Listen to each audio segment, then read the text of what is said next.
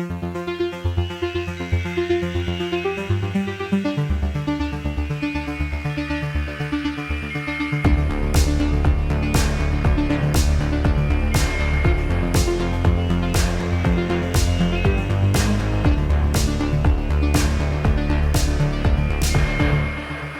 everybody, and welcome to another episode of Every Horror Movie on Netflix, the show where we watch, review, and discuss every horror movie on Netflix.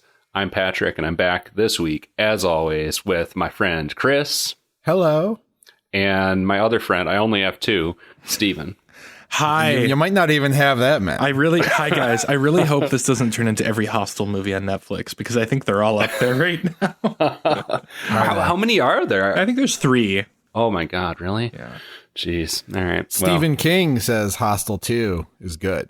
Oh, interesting. Well, I'll have to check that out. But today we watched the first Hostel, and we're going to be digging into it, discussing all the mutilations and dismemberments that happen in the horrifying land of Eastern Europe. But before we get into that, what have you all been doing in horror world for the past 2 weeks? I know, Steven, you said you've been a busy boy. Yeah, I've been a very busy boy indeed. I'm not going to bore everybody with detailed descriptions of all these things, but I've been watching a ton of shit because it's winter.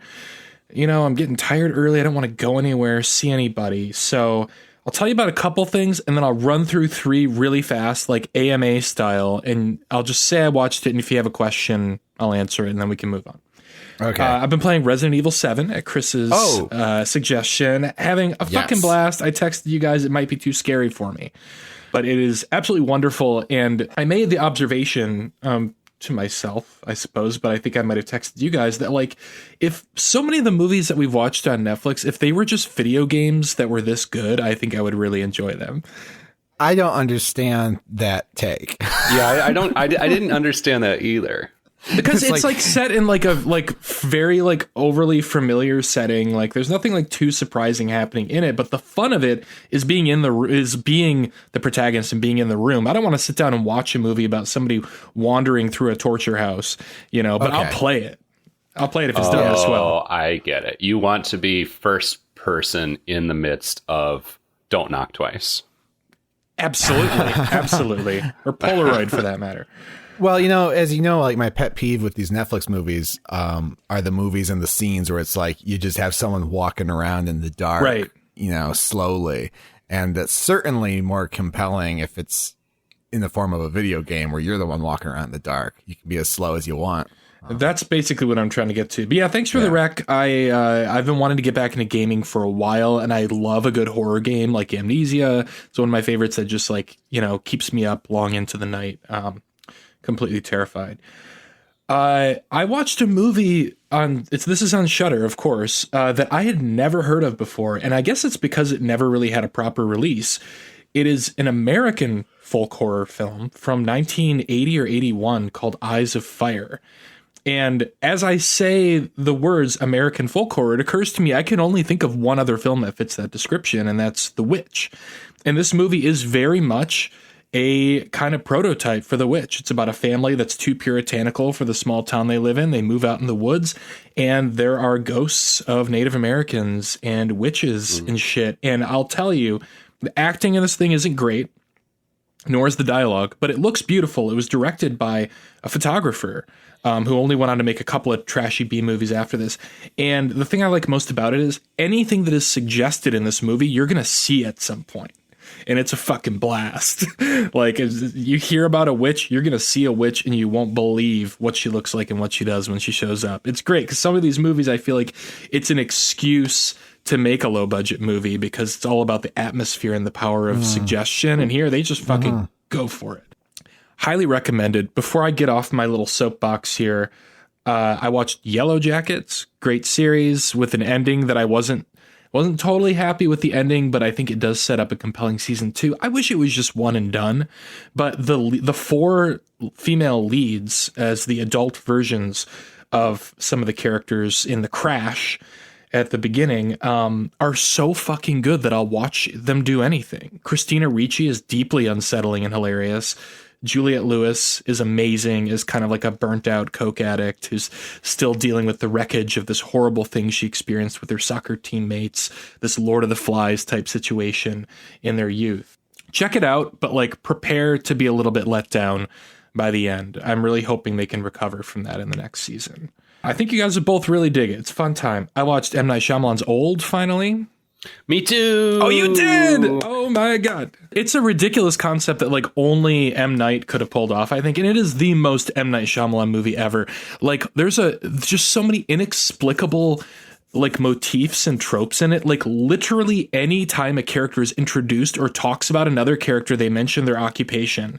Even in like the most stressful moments, like, oh, I just want to see my daughter. She's a nurse. And I'm like, why is that a thing? Is this a joke? I don't understand it. Yeah, I wondered about that. There's particularly that one character whose name is like Jaren or something like that, who says his own name so many times, and I was like, is there a meaning to this? I don't know. There was a lot I liked about it. I could lop off the last 20 minutes of that and have no problem with it. There's a twist at the end that is long and just feels unnecessary to me, and almost kind of undercuts some of the thematic stuff that starts to develop at a certain point. That kind of bothered me. You think he just kind of feels obligated to give you a twist now? Yeah, I think that might just be the way his brain works. I think he likes twists, you know? Yeah, I mean, the last thing I'll say about it is like, it feels like maybe we're dunking on it a little bit, but I had a fucking blast with it. Like, it's not good, but M. Night knows how to keep you compelled. He knows how to move the camera. No, I also would say it's not good necessarily, but I enjoyed it. And I actually texted Chris because I feel like it's something Chris would really enjoy too. Sounds like I have to see Old. I think you have to see Old. Yeah, that's your assignment. It's great. Have a gummy and watch Old. Like, it's such a blast. The last one, I don't know if you guys have heard of this or not. The Humans. It's an A24 movie with Richard Jenkins and Amy Schumer and Stephen Yeun.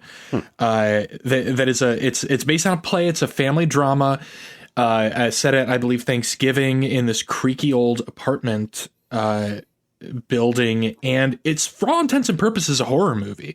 It's like your kind of typical like August Osage County thing where it's just a family sitting around a table, but it's dripping with dread, and every noise that happens in the building like triggers different characters in different ways, and there's this undercurrent of deep horror amidst this relatively stressful family gathering. And I had a wonderful time with it and found it to be deeply moving and in the end pretty damn scary. That sounds great. Yeah, check it out. That's on Showtime, I think. Yeah, that's my long list of stuff I've been watching lately horror-wise. Chris, you got anything? Not really. I've been drinking Monster Energy. That's still pretty scary. That's scary. Well, I will throw in the quick note that I've been on a little bit of a creature feature bent lately. I watched 8-Legged Freaks, which was quite an experience. And I've also, in the past 48 hours, actually watched the entire original Jurassic Park trilogy, which has been a blast. And frankly, I bring it up because I don't think those movies are often enough described as horror, but god damn, especially that first one, I kind of had forgotten, but that's certainly a horror movie. There's some really scary moments that still terrifying get to me. Movie. Yeah. And I bring it up primarily, though, because we were watching the behind-the-scenes documentary for the original Jurassic Park, and guess who worked on the visual effects team? None other than Amon alum Mark A.Z. Depay, director of Spawn. No way. Oh, wow. Yeah. So clearly he really brought his visual effects acumen to Malbolgia. Yeah, to the first movie we ever watched for this podcast. So anyways, let's move from the first movie we watched for this podcast to the latest one we watched for this podcast. That's a segue. Wow. I'll allow it. I'll allow that segue. Hostel. Why the fuck did you pick Hostel, Patrick? I picked Hostel because it came out in what was the year for this? This was like mid-aughts, right? Like 2005, I think. Yeah. 5 or 6. Yeah. I was in high school still. 05 what? 07 who? Let's give it up for the 06 crew. Oh, Jesus. Yuck. I was still, wait, you said 06. So yeah, I was 18. I was still somewhat ensconced in the bubble of homeschooled life. I had yet to fully emerge into the world as an adult who could make his own decisions. And I was horrified and fascinated by movies like Hostel, which I certainly had not been allowed to watch for most of my youth. And you know, certainly had started watching that shit with my friends, but was still scared of movies like Hostel. So I would look up on the Dr. James Dobson Focus on the Family website summaries of these movies to find out what was actually going on in them. Like what was the truly heinous shit happening in these movies. And I did this with like Saw movies and things like that too. And Hostel was definitely one of those where I read about what happened in it, but had never actually seen it. And so I just had this like sort of unmerited view in my head of just it being like the absolute extreme end of like heinous content, and I had just regarded it for years as something that was probably nasty and ugly and stupid and something I didn't actually want to watch, but I had this perverse fascination with it. So now I have actually watched it, and it turns out it's ugly and stupid and heinous and something I didn't want to watch. Would you guys view it, cue it, or screw it? You know, my experience, Patrick, you guys know I've been watching horror movies since I was in the womb practically, and it's still like had this like at that age for me had this like Faces of Death kind of air about it. Like, oh, this is going to be beyond the pale. This is as edgy as this is going over the edge. Do I need to see this? Do I want to see this? It felt like forbidden almost, even though it was a, you know, mainstream horror movie.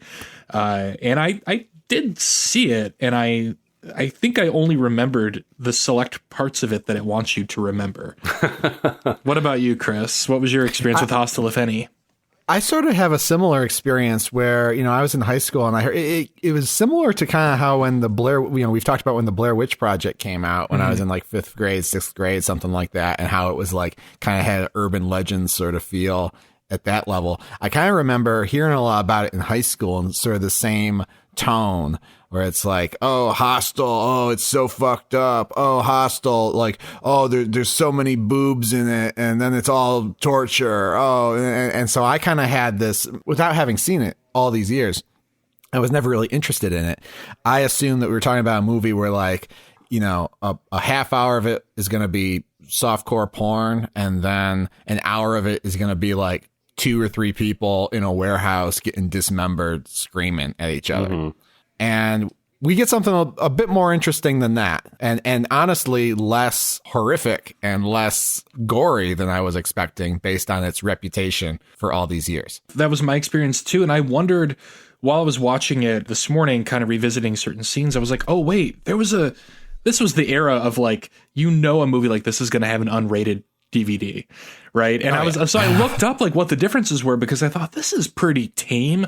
A lot of it relies on kind of clever visuals and sound design for the torture, and it turns out there wasn't really that much cut from it. I think the unrated cut still sounds like pretty tasteful considering the subject matter. I was sort of surprised almost to a degree by the number of scenes where you don't quite see what's going on. I thought it was going to be more graphic, honestly. But again, a lot of that is just reputation. You know, it was built up, particularly when it came out, as just like sort of the ultimate transgressive experience, which it's not. But I mean, we should set it up a little bit for those who may be listening and haven't exposed themselves to Eli Roth's transgressive masterpiece. You got 3 friends.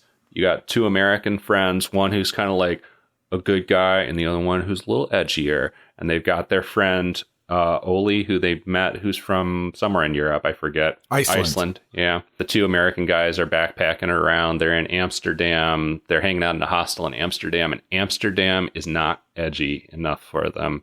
They are just looking to have as much sex as possible. And they just can't find what they want in Amsterdam, and they hear that really loose women are in Slovakia. So they go to Slovakia, go to a pretty shady hostel there, and they get into some shit. That's pretty much the premise, right? Yep. And when you know there's going to be torture involved. Yeah. And Eli Roth, I read, you think Obama went on an apology tour? Boy. This guy went through an apology tour. He had to go to like all these countries and be like, I'm sorry. Like, I wasn't trying to fuck up your tourism. Don't hire Mossad to kill me. What apology tour did Obama go on? That's a joke. That's what the conservative commentators were saying about how he got elected and went around apologizing for America. Okay. Yeah. To European countries. Gotcha. Deep cut there. Very deep. Yeah, I maybe it's too early to get into this, but I spent this whole movie wondering, like, what the fuck is his intent? Because this seems like on the surface just so blatantly xenophobic that, I mean, I would think if he wanted to keep his career, he would have to apologize quite a bit for some of what we see here. Here we get into the dichotomy of Eli Roth. Yeah. And it's something we've struggled with publicly on this show at multiple junctures.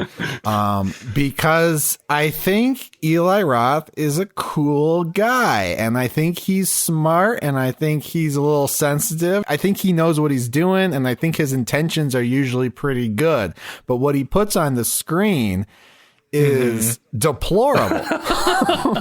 Wait, so I'm curious about one word you just said, sensitive, and I don't know any. I haven't really watched any like interviews or the whatever his history of horror series is called. But where do you get sensitive from with him? Well, let me tell you, according to an interview I read, a contemporaneous interview from when this movie came out, what he was trying to do was illustrate sort of dumb American attitudes about foreign countries and people who think that other places, whether it's Las Vegas or Amsterdam, are their playgrounds to objectify people and commit transgressions, and depicting this without condoning it, and then showing these people getting a comeuppance where now they're the ones who are being objectified and tortured and all this stuff. Which is, I mean, that's fine, but the events of the movie, which we'll get into in the spoiler room,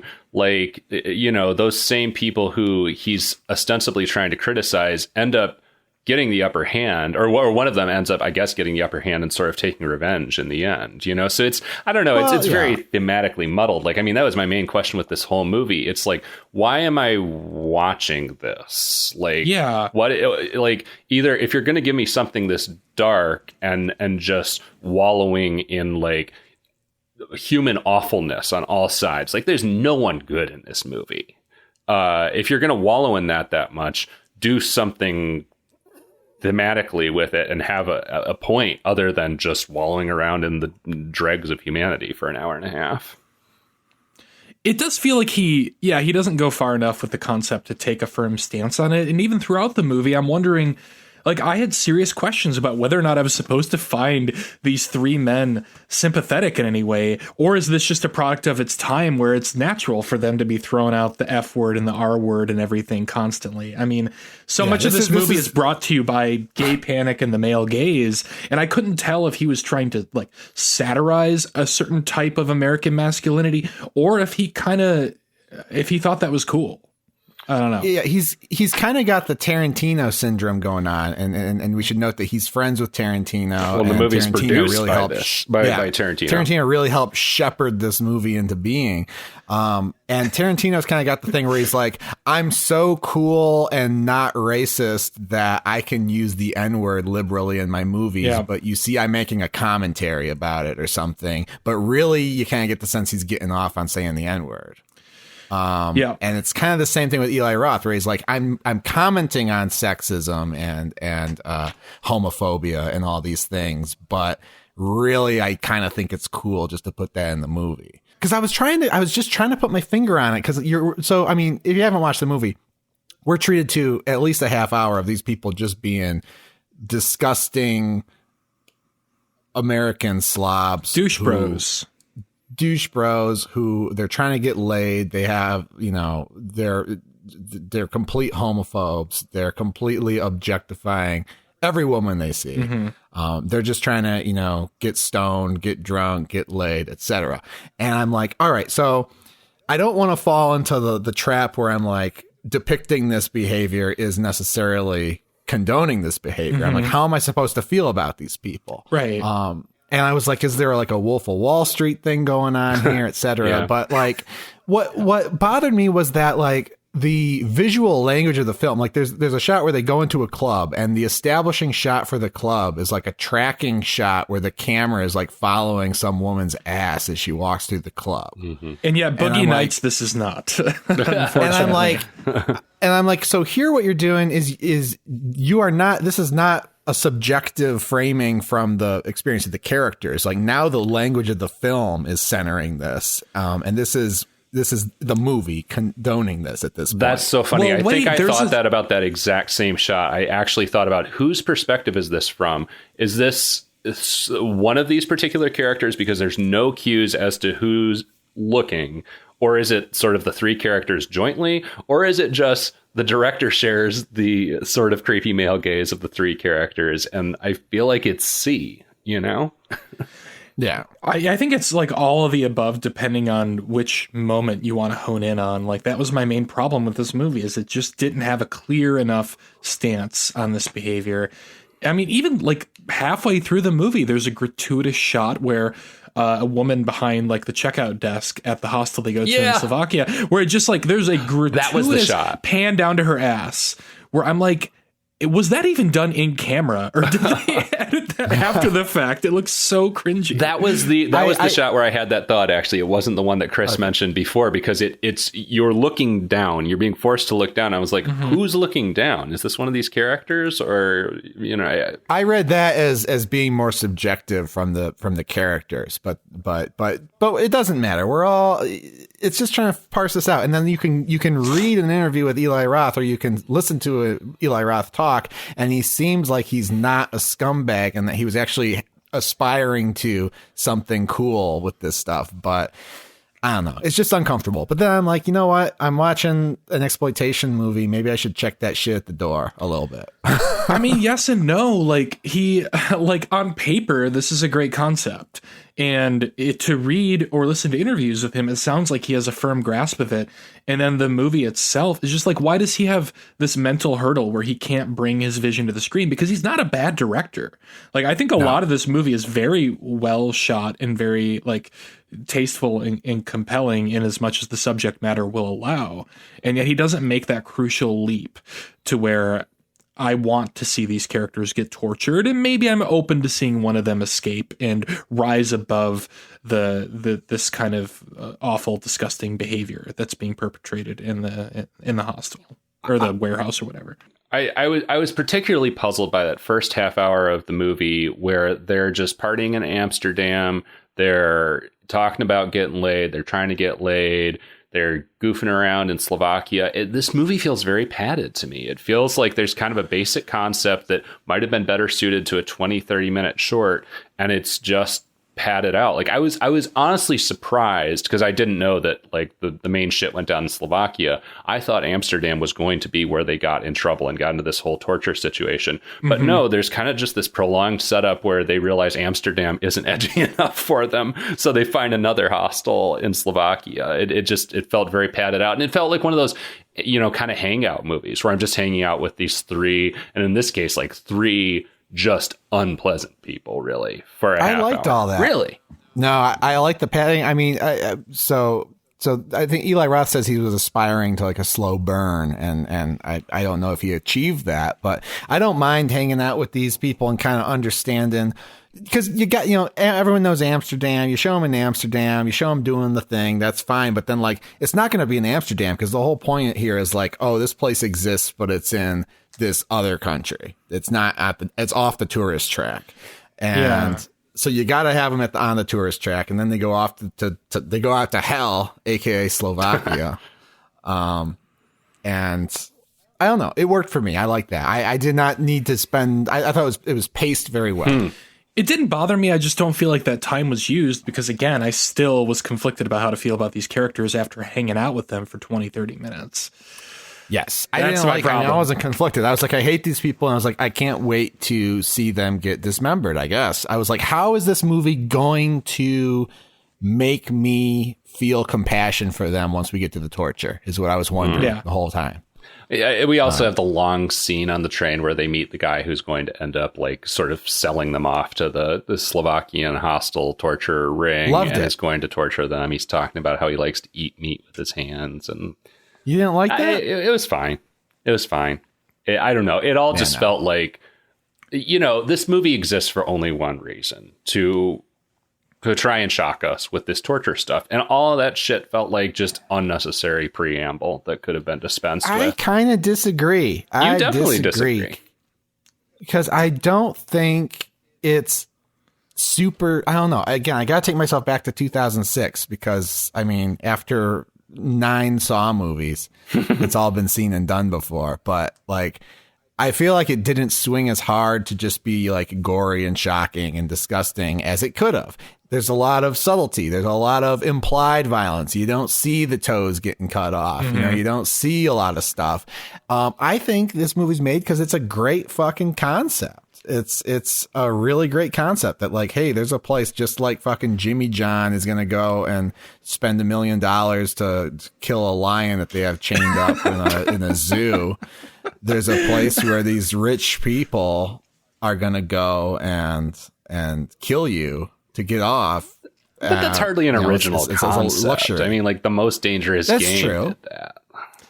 That's true. Well, let me ask you all a question. Did you read the Wikipedia article for this movie? Didn't because actually. I did. Hilarious. Oh boy. I'll just read the direct quotes from the Wikipedia article. Maybe skip over a couple of things, but they were Eli Roth and Tarantino were hanging out in Tarantino's pool, which is just a gross thing to imagine. Oh man, I mean, talk about male gaze. And they GAYS, and they brainstormed the idea of a Thai murder vacation movie because Tarantino was trolling on the dark web and believed that this was a real thing. Eli Roth was on the dark web or something. Oh no, you're right. It was Roth's idea, and Tarantino loved it. But then Roth went to do research and found nothing. Like that doesn't really exist.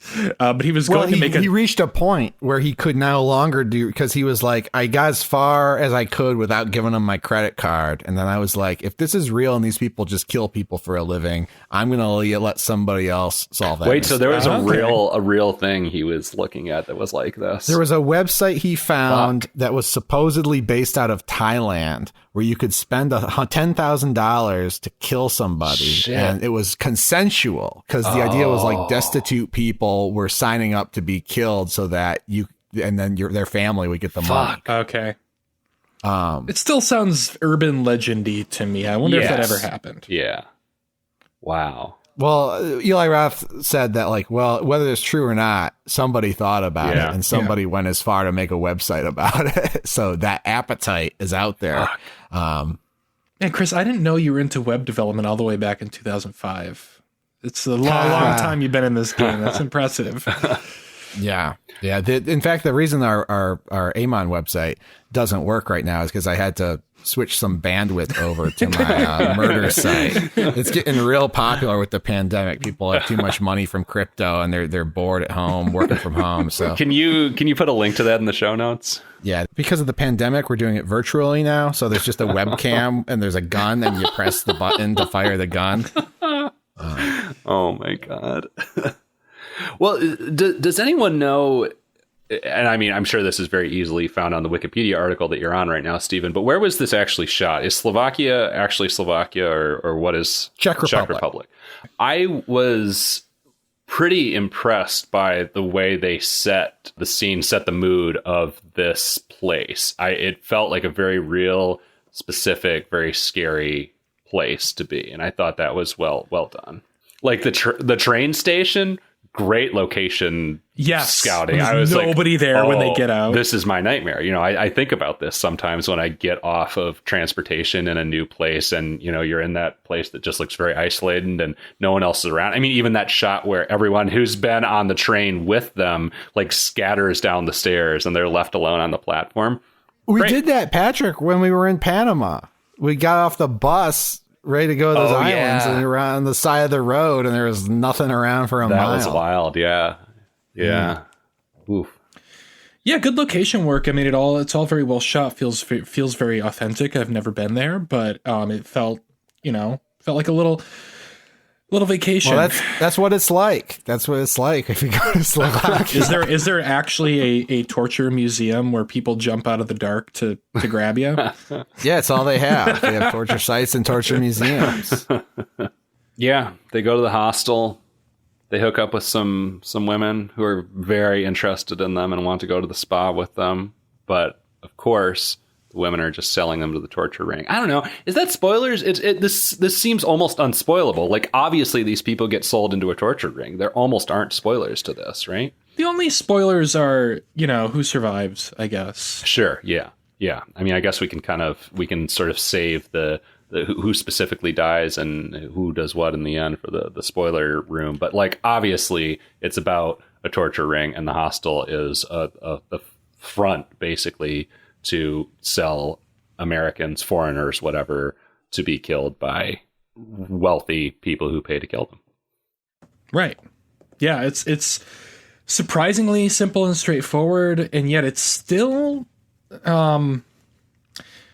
yeah, I don't know. There were still moments in it that I was pleasantly surprised by. It wasn't exactly what I thought it was going to be, having seen it before, having ingested the whole fucked up marketing campaign for it, and having forgotten most of it. I really thought this was going to be straight up gruesome torture porn. And turns out there was a lot more to chew on, and it wasn't as gross as I thought it was going to be.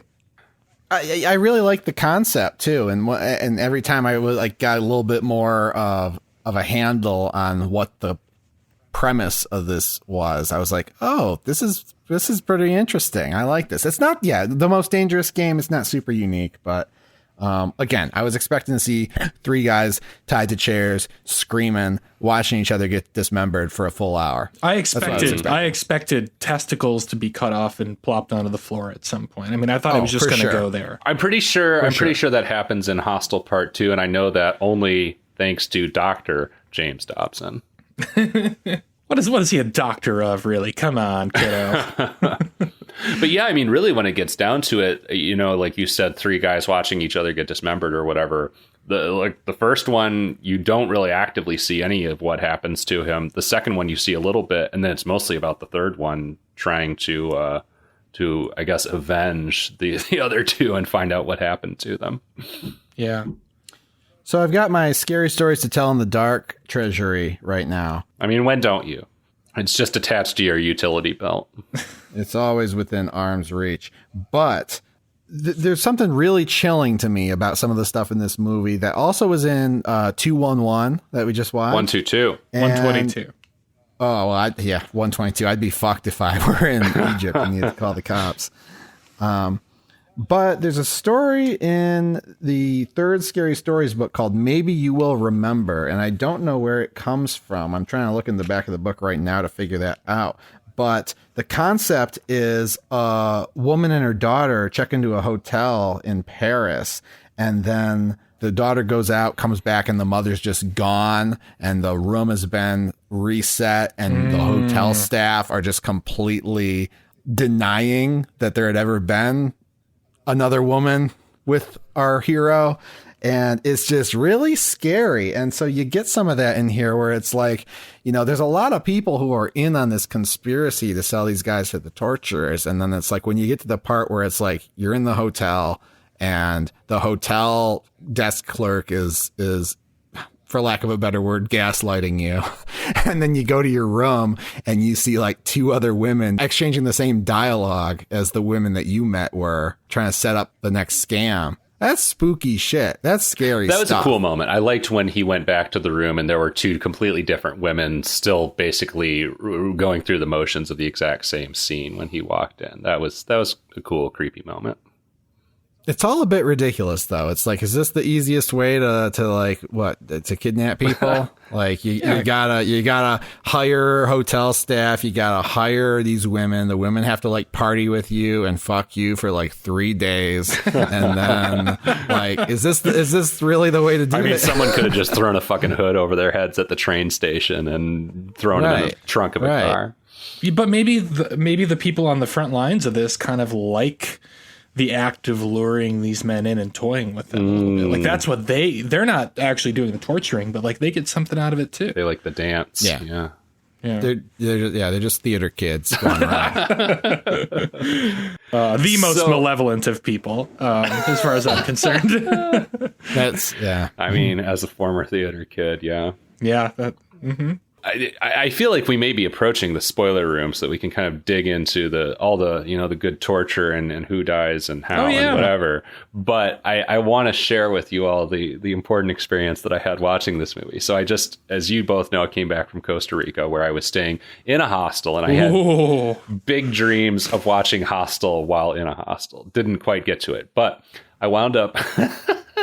I downloaded this movie to my phone and watched it on the plane on the way home. And there's a lot of boobs and sex in the first half hour of this movie. And I kept doing that thing where I would how Netflix will do the picture-in-picture thing on an iPhone where you can close it and it'll be a little window on your phone. Yes. So I would pretend I was looking at text on my phone while there's still fucking going on in the little window. That probably just made you look like more of a creeper. It absolutely did. And at the point where they go to the sauna in Slovakia and there's just nudity everywhere, I was like, oh my God, I really can't watch this on the plane. Like, a flight attendant is going to come over and be like, sir, we need you to stop watching pornography on this plane. So I actively stopped it and watched the rest of it when I got to an airplane and had my back to a window that faced out onto the tarmac so that nobody could see the films that I was watching. It boggles my mind. It boggles my mind that you ever thought it would be a good idea to watch Hostel on a plane. I really didn't. I knew it was a bad idea, but I went ahead with it anyways. Did David Lynch get on the speakers? You think you've seen a movie on your fucking phone? No, he should have, though. Oh my God. How did you manage to hide the fact that you were jerking off while this was going on? That's what I'm curious about. Oh boy. All right. Boy. Should we review it? Yeah, let's do that. Who wants to go first? I'll volunteer to go first. I give it a cue it. You know what? If you put this movie off because you thought it was going to be what the trailer told you it was, it's not exactly. I actually had a decent time with it. I'm glad I revisited it. I had a little, as confusing as it was to me at times, I had more fun with it than I would have thought of. I mean, and there's some weird shit in here, too. We haven't talked about the roving band of criminal children in this. There's some fun to be had in an otherwise, pretty grim-sounding movie. So I would say, check it out. The roving band of children has such big Deputy Winston energy. Yeah. For listeners who may have not seen Cabin Fever or listened to our episode about Eli Roth's Cabin Fever, there's a weirdly comedic character named Deputy Winston who injects a lot of energy into that movie. And I would say the roving child gang in this movie doesn't inject quite the same energy, but it still has that just weird sort of off-kilter comic vibe to it that doesn't quite fit with the rest of the film. I thought it had more pancake energy. All right, so here's the thing, and I'm glad that this came up, because something that I just kind of didn't like is this is a pretty well done movie, and it's pretty grim and dark and upsetting, but Eli Roth just keeps undercutting himself with kind of the sophomoric humor touches as we go along, and I can't condone it. Which is so weird, because you love humor, and you always want more humor in everything. I do, but I mean, if the whole movie felt more like a satire or something, then maybe. Yeah. But it's you have people in these serious situations that are played very straight, and I get invested in that, and then you see Looney Tunes shit, and it's laugh at that, and I'm like, I'm not trying to laugh anymore, man. You just took me, you did a good job making your movie, man. Yeah. I'm in your world. And I don't know. It's kind of like the urge to be to do the Tarantino thing, because he, notoriously kind of combines violence and humor and everything. But I don't know, when I think about when Marvin gets shot in the face in Pulp Fiction, it feels true to the world, and this does not, the stuff you get in this movie, especially towards the end, does not feel true to the world that they've established. Well, Eli Roth is such a nerd that he can't help himself. I'm sure there are deep cut giallo references and shit in this movie that are totally beyond me. The thing with the kids is probably a reference to something that I will never see, and he can't help himself. Yeah. doesn't work for me at least, but it's, I appreciate it. It's. I mean, I can't say, because here's the thing. He has like I mean, I haven't seen a lot of Eli Roth movies, but we've watched a couple of them on the show now, and he has a distinct voice, and I can understand why he's popular and he's interesting for sure. And just because I wouldn't, have a slapstick moment where the kids are bashing in the guy's skull or whatever, like that's not to say he's doing anything wrong. It's interesting. He's got his voice. He's got his style. I did laugh at that. God bless him for that. I did laugh at the skull being crushed. I was horrified by that. That was upsetting. Jesus, that was graphic. Fuck. Did you actually give that a rating, Chris? No, I didn't. That was a tangent. That was an aside. Okay. I'll give a rating though. I'll give it Q. I mostly agree with what you said, Stephen. It surpassed my expectations for sure. It's an interesting movie. I can't really recommend it wholeheartedly because, again, it's got such a dumb and sophomoric and frankly offensive first hour or so, and then it doesn't really do a lot that you haven't seen before in other movies, whether it's Saw or whether it's like just kind of, the paranoia stuff of like Eyes Wide Shut or something. There's better movies to see that kind of do the same sort of stuff, but it's fun enough, and it was certainly way better than I expected and way more interesting than I expected. It's an interesting movie, so cue it. Wow. Patrick. Wild. I did not expect to like this, but I did not expect to like at least of the group. This is an unequivocal screw it for me. Maybe a screw it with prejudice. It was just an unpleasant movie. I hated all the characters. It is dark. It's grimy. It's grim. It's unpleasant. It has nothing to say. Damn. Nothing to recommend this for me. I'm laughing because, like, obviously, you're not wrong, but everything you just said is like definitely intended. Well, I'm laughing because that's not to say you can't hate it. It's just funny. You're like, this movie, I hated all the characters and it was dark and grim. I'm laughing because at the end of the last episode, when you chose this, I was furious and I said, It's what you think it is. And it turns out I'm fucking wrong. It's not what I remembered it to be. I thought maybe you'd be a little more forgiving of it, Patrick. No, it just didn't. No, there's just nothing here to latch onto for me. And I mean, I can even take a grim movie with a point to it where I walk away with something to really think about. But no, that's not here. Just unpleasant. It's just an unpleasant thing to watch. I'm not going to disagree with you. All right. Well, we'll get into the spoiler room and talk about all the unpleasant. Let's get on the elevator and write it down to the spoiler torture gulag. Yeah, but first, go to our broken website. You can go to our broken website. And try to more find broken than the government of Slovakia. if you can't find the link to go to my Murder for Hire page, you can go to our merch store and buy like a T-shirt or something that says every horror movie on Netflix on it. We always encourage people to review our show, give us a rating. 5 stars, hopefully. We love hearing from our fans. And also, I'm sure you got some feelings about Hostel. Everybody seems to. So send those our way because we like hearing from our listeners and our fans and hearing what they thought of the movies and what their takes on it was. That's one of my favorite things, one of my favorite parts of doing the show, actually. Yeah, me too. All right. Well, thank you, Chris, for that lovely promotional announcement. And while you guys are all out there following our shit, going to the website, leaving a wonderful review, we're going to head down to the spoiler room and we'll be back in exactly 15 seconds to spoil everything about Hostel.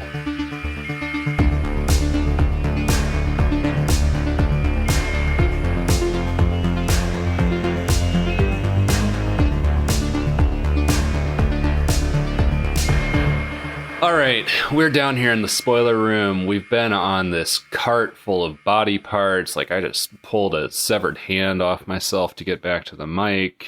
And we're here to spoil everything about Hostel. Yes, we are. So what happens in Hostel? Fucking Oli, the Swiss or wherever he comes from, dude. Iceland. Icelandic guy gets killed very early. We see a severed head. They don't get taken. They don't get taken at once. I thought like I said, I thought they were going to get taken at once, and all three of them were going to be in the same room, and they're all going to be watching each other get dismembered. Yeah, that's what I thought too. No. We got Iceland guy who just goes missing, and we know he's dead because there's like a jump cut to his severed head in the gulag asylum, slaughterhouse, whatever you want to call it. Then the hero of the movie, basically, like the nice guy, quote unquote nice guy, who's just as much of a dick as the other guy, but is more inhibited. That's a good way to describe it. and just more handsome. He's easier on the eyes too. That makes it palatable. Yeah. Suppose. He gets taken. We actually go with him, and we see, him get tortured by fucking Rutger Hauer. I mean, we have the poor man's Rutger Hauer is without question in this film. He reminded me a little bit of old Roger Moore too. Oh, okay. I could see that, I guess. I wish they had cast Roger Moore. That would have been great. Yeah.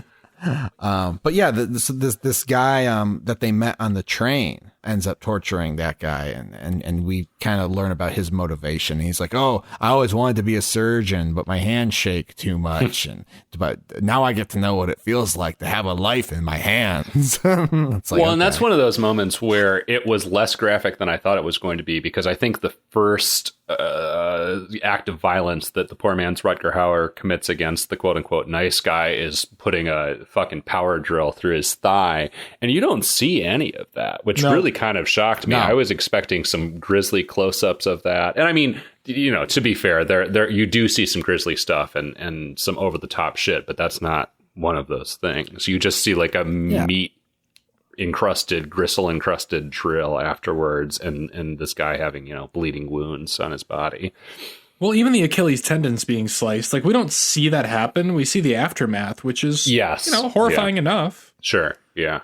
And that was one of those moments after poor man's Rutger Hauer slices the guy's Achilles tendons where I was just like, why am I watching this? What's the point of watching this guy wriggle to the door and try and get away? This is just gruesome and unpleasant. I needed to hate him more. Again, this is my biggest problem with the movie is Eli Roth just kind of riding the line with these characters. Like, I don't know, like, how much of this was acceptable to portray on screen in a casual way in 2006.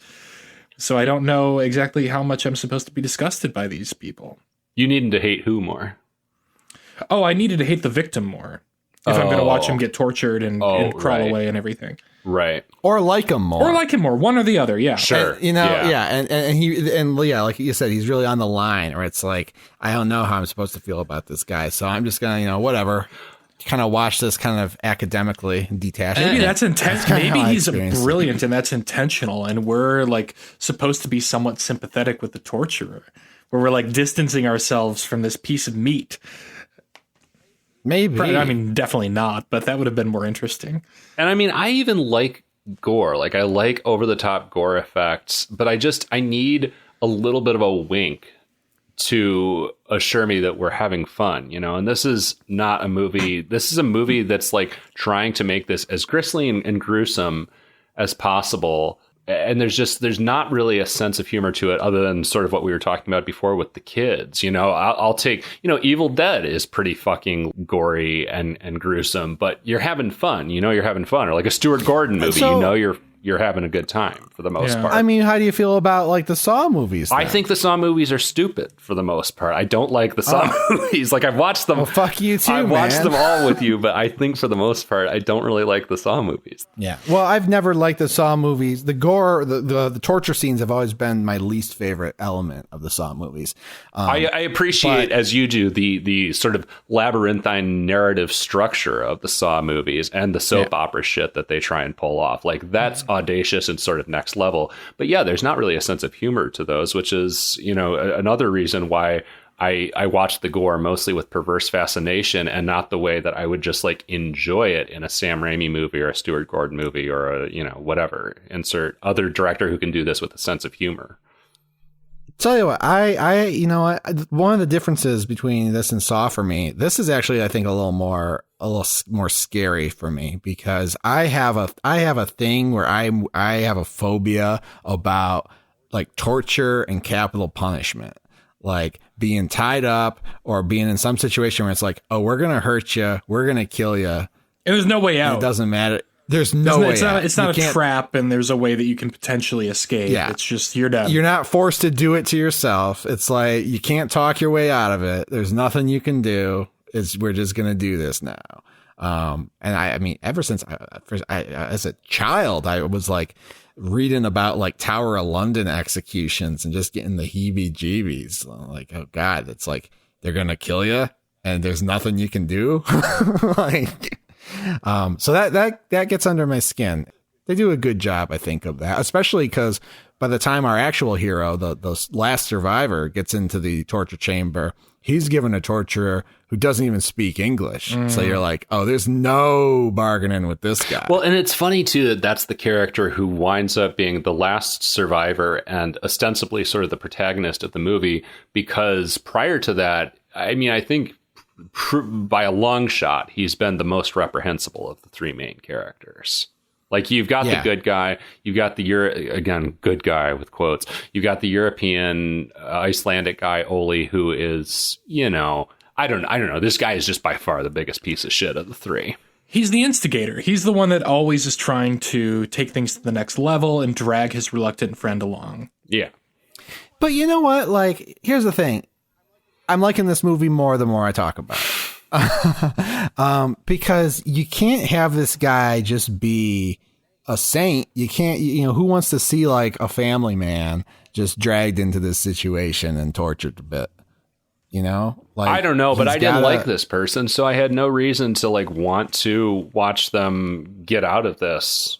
I had no reason to root for this person. You're supposed to like him because it's like, all right, look. Well, I think the reason you root for him is because you're like, all right, this guy is like a bro piece of shit, but he didn't do anything to deserve this. But I mean, it's also where it gets muddled because, you know, like kick him out of college for sure, but don't make him do that. That's where it gets muddled, though, because, you know, I mean, Roth's point in making this movie theoretically is to critique xenophobic Americans, right? Is kind of what it boils down to from what Chris, I think, was saying before, right? I don't know about because I agree that the movie is xenophobic in itself. And of course, it's a post 9/11 movie. You can read all that shit into it. But I think he was trying to, not xenophobia, but just kind of the like ugly American who just uses the world as his playground. Right. Yeah. And, but there's not really, and again, there's not really a critique of that because then it expects you to identify with this guy and treat him as the protagonist. And I think, you know, you're supposed to root for the revenge narrative that he goes on because it does turn into a revenge movie by the end. And he does successfully execute revenge. And he doesn't really learn a lesson. No, he doesn't. It's a fucking mess. I agree with you. Like, it's a baffling choice. But then again, I don't know. You got to get out of this situation somehow. And I'm glad that at least it offered like some redemption, however muddled, instead of just wallowing in disgusting, grisly bullshit. Yeah. I mean, I will say I liked sort of the cleverness with which he got out of some of these situations. You know, I mean, talk about humor. There is kind of a humorous moment where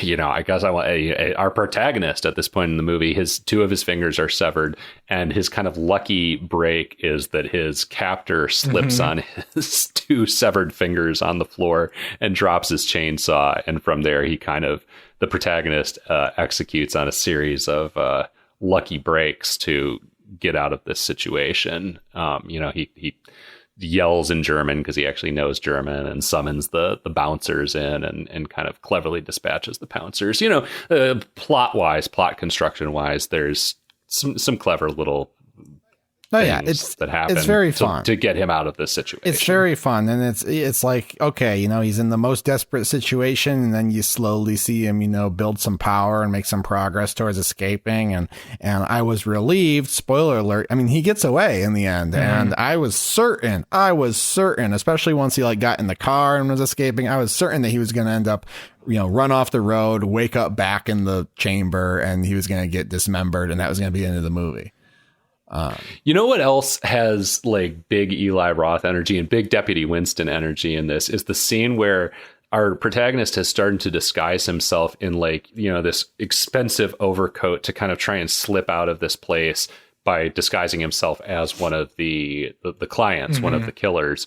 and he runs into one of the clients or killers in the dressing room, and this guy just has massive, like, crazy person energy. It's a pretty great performance, actually, but it's just, this character just feels like beamed in out of a separate universe, and Eli Roth just like gave him like 3 rails of coke and told him to go as hard as possible in this scene. I loved it too. It felt so incongruous. It's great. It's incongruous because the guy's not of that universe. He's He's Jimmy John. He's a What does Jimmy John mean to you? Well, because the owner of Jimmy John's came under scrutiny because he likes to spend money going on big game hunts in Africa and stuff. Oh, okay. That didn't mean anything. Yeah, sorry. When you said that at first. Yeah, well, I like that scene because it is like, the tension is ratcheting up, and he's like the last guy you want to run into in that moment because he's like fucking coked up, like ready to go on his first, torture spree, and like wants to know what our protagonist's experience was like, and is trying to just like use this guy to psych himself up even more. And you're like, no, we want this. We want to get out of here right now. And this guy wants to see if he's got the tattoo, the dog thing for the elite hunting group. And and our hero, like, he just came out of this traumatic experience, and yet he has to play along a little bit because very interesting scene. Probably my favorite scene in the movie. Love that. Honestly, it's probably the best scene in the movie. Maybe Tarantino wrote all the dialogue for that scene. It has big Tarantino. Did you guys get the feeling that like Eli Roth was trying to impress Big T, QT with this movie? Eli Roth has spent his entire career trying to impress Big T. This was like Poltergeist, but with Eli Roth and Quentin Tarantino, apparently. Are you trying to tell me Tobe Hooper didn't direct Poltergeist, motherfucker? That's not what I'm saying. I'm saying that Tarantino was a hands-on producer, and he was around, and he was they went over the script together. I guess Tarantino was in the editing room with them, so it's not like he was just trying to impress them, but they were working together. He was being mentored through this a little bit by Tarantino. So this is the loophole Tarantino uses to not actually direct a horror movie, because he doesn't want to seem to commit to that, even though everyone wants him to. He just hangs out with Eli Roth. Just hangs out with Eli Roth. But no, really, once we get going and the escape starts, I enjoyed this movie a lot, and I liked it more and more as it went along. Our guy is able to escape the slaughterhouse through some clever methods. He's able to disguise himself, sort of, to get out of the place. He steals a car. He has to go back to save a Japanese woman that he met at the hostel earlier, who he hears being tortured. She's being by the cokehead we were just talking about. She's being tortured by very interesting moment when he meets the guy, and he's like, you think I should do it quick or do it slow? And the guy, looking at it from the torturee's point of view, is like, oh, you want to just do it quick, bro. And her face is being blasted with a blowtorch, and her fucking eye is hanging out, and our guy has to cut it off. That was kind of Greg Nicotero did K&B makeup effects on this. When the like pus squirted out of her eye hole, because it's barely like a proper eye socket at that point, I was like, okay, Greg Nicotero having fun, and I kind of had fun watching. I did too. I screamed. I screamed. It was very Cabin Fever-esque. Yeah. It's very, it doesn't feel super realistic, and I guess that's why I was able to have a little more fun in that particular moment, because I was like, okay, this is just gratuitous, watching pus squirt out of this hole. But they escape, basically. They get car chased, but our hero is able to turn the tables on his pursuers by bribing the gang of kids that roams the street, violent children. We haven't really talked much about them. What is there to say, really? Like, they're just kind of there. They're a menace, but we're able to basically pay them to stop the pursuers, and then that was kind of a good, just like visual joke where he runs over the two women who led them into all this, and the guy. That's like a Pulp Fiction homage right there. Is it? Yeah, it's like when Marcellus Wallace is crossing the street. Oh, yeah. This van moves in, and just, he's completely unrelated scene, but you see like 3 of the people who put him in this position just crossing the street right in front of his car. And so, of course, he runs them over.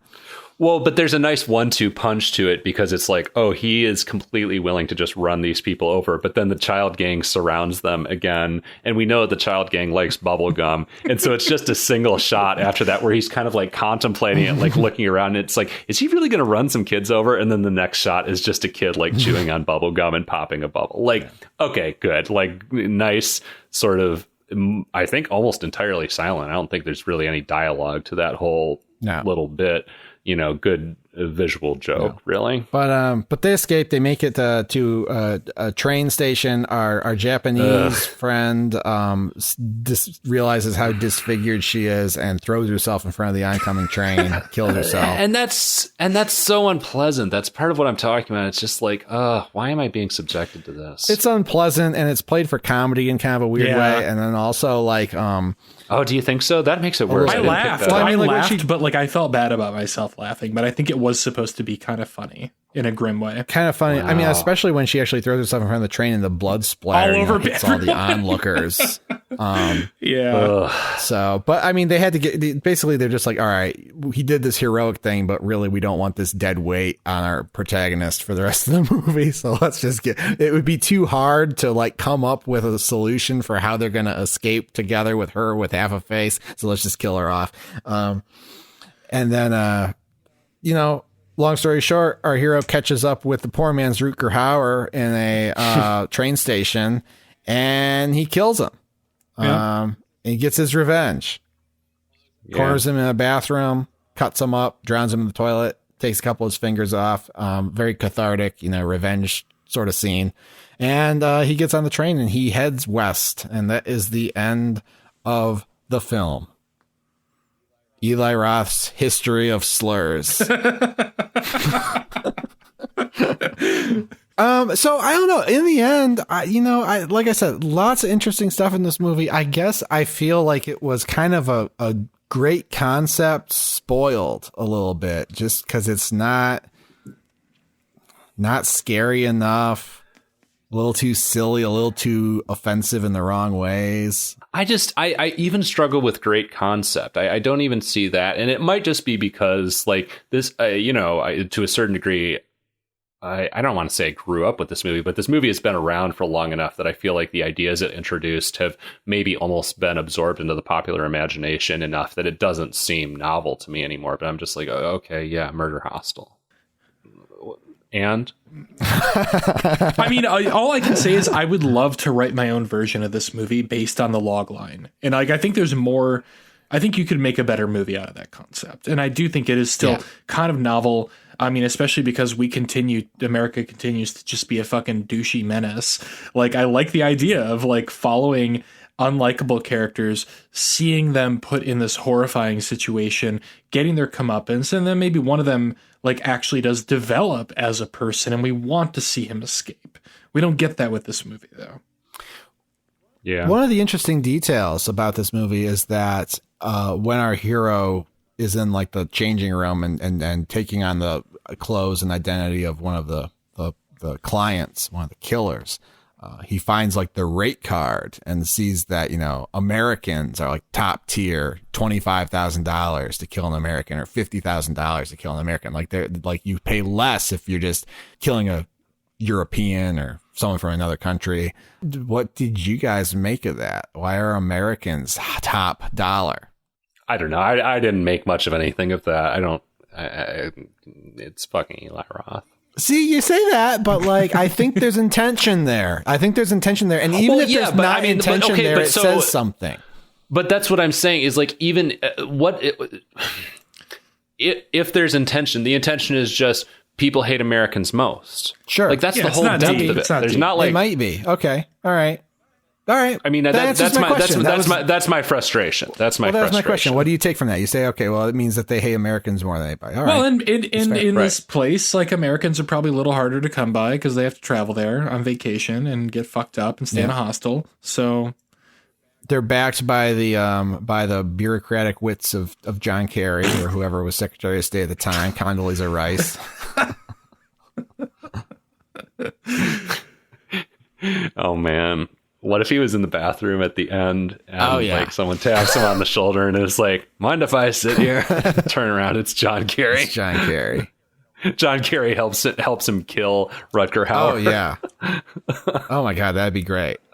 That'd be great. That's a movie I want to see. Our hero dies. Our hero gets killed in the slaughterhouse, and then you just see an epilogue where poor man's Rutger Hauer's in this bathroom, and the door opens, and it's Secretary of State John Kerry. Punished Venom John Kerry. That'd be great. All right. Well, I think we need to put a fork in this one. Steven gets to grace us with a film pick next. What are we watching for our next outing, Steven? I might have to flip a coin, guys, because we're either going to watch something really good that I've seen that I want to revisit, or something that looks like complete ass. But I vote for complete. You want complete ass? Okay. Yeah. The coin has been flipped. We're not watching Insidious. We're not watching Sinister. We're not watching Malignant. We're watching Malevolent from 2018. What's the log line? All right. A brother-sister team that fabricates paranormal encounters for cash gets more than it bargains for when it takes a job in an estate with real paranormal activity. Oh, I like that. Love it. I like that premise. Oh, I love the title. Starring Florence Pugh. Okay, so this has some credentials. Okay. I thought this was just like America's Sweetheart. Yep. Can't wait to get into Malevolence. We'll see if it's as malevolent and malignant as Malignant. We'll see if it's as insidious as Insidious. Or as sinister as Sinister. Oh my God. Maybe it'll be more malevolent, malignant, insidious, and sinister than all of those movies combined. We'll see. We'll find out on the next episode. For every horror movie on Netflix, I'm Patrick. I'm Chris. I'm Steven. And we'll see you next time. Goodbye. Bye.